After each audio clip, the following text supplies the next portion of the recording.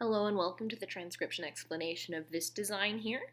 It is a name with two words, so first things first is orientation. Sherman's fan-made Gallifreyan is bottom counterclockwise, so this is our first word, this is our second word, and these two outer circles are our sentence circles. Now in the words, again, you read each word bottom counterclockwise, and the consonants are all these bigger circles.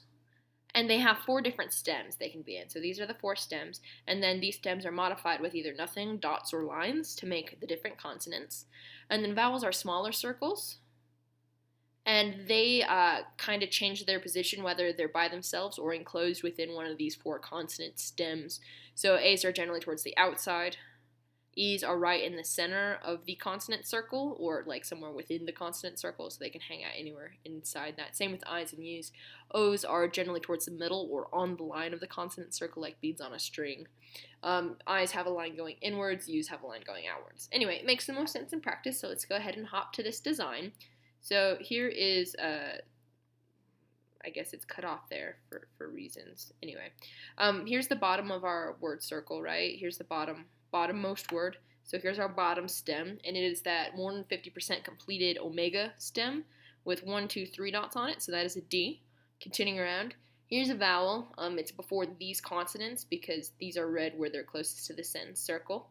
That's their positions. This position is here, so this one is first because bottom counterclockwise. Anyway, a little circle, line going outwards, vowel U, line going outwards, so like this.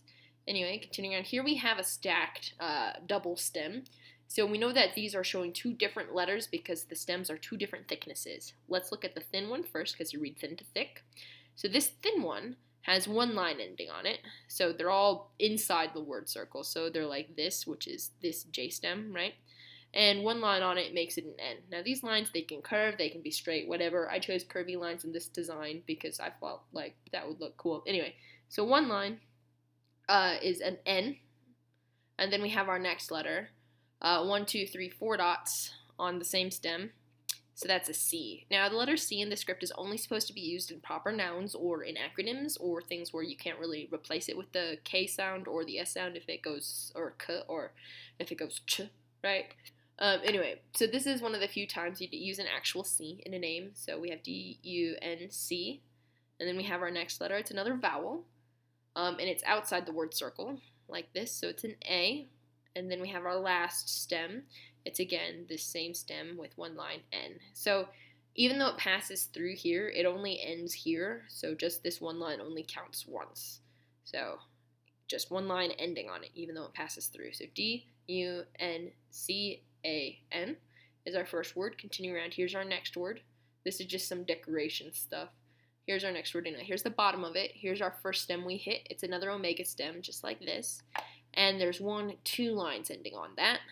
So that is an H, and we have another U line going outwards, and we have an N, also just 1 line, just like this N or this N. Now we have that 50% or less circle stem.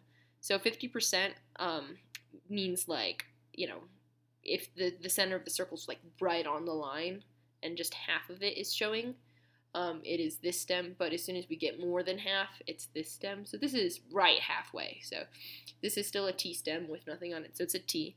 And then right in the middle of that, there's an E. So it's done like this. Now, E's and A's are kind of tricky to tell. E's are on the word circle or inside it. A's are outside the word circle. So this is right on the line of the word circle. So N, T, E, and then we have our last little stem here. It's this 50% or less again, except it's much less than 50% complete. And there's 1, 2, 3 dots with that stem.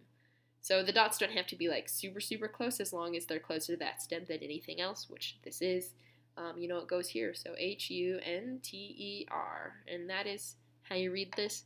Oh, also, I can change like the colors of things pretty darn easily if you want like a different kind of like aesthetic. I didn't know if you wanted like light blue on dark gray or like dark blue on light gray. Anyway, so yeah, that's that.